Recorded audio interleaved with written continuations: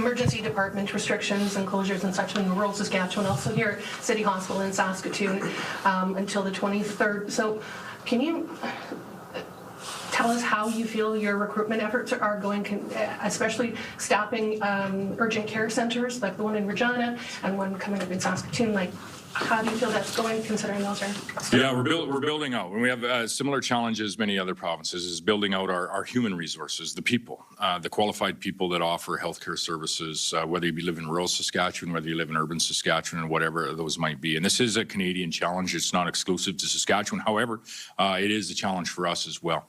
That's why we've invested, I think, to date, over $300 million in our health human resource plan, and that's expanding training opportunities, incentives to attract people into those hard to recruit areas. And I think we need to not only look at continuing to do what we're doing in the way of investment, but we need to have some very frank conversations about doing things differently. And offering care in maybe different ways. And I think some of that conversation has already occurred, but we likely need to continue with it. And I would use the example of the introduction and operation of the Urgent Care Center in Regina.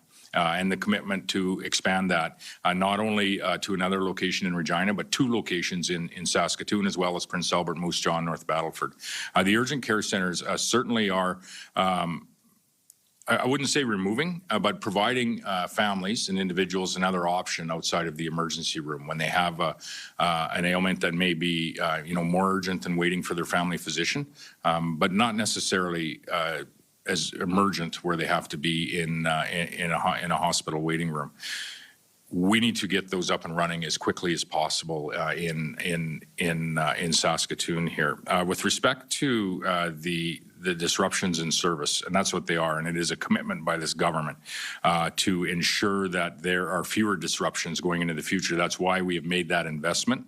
I am going to be asking in the next number of days our health minister and the Saskatchewan Health Authority as to why.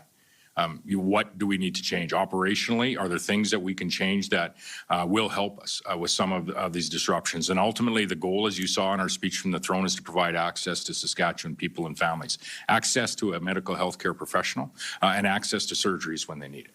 And with the disruptions, there's some hindering that access, and we need to do better. And the Saskatchewan Health Authority, I think, with the investment that they have received and the increases in investment that they've received, the expectation of myself and this government and Saskatchewan people is that they deliver and offer the health care that we expect.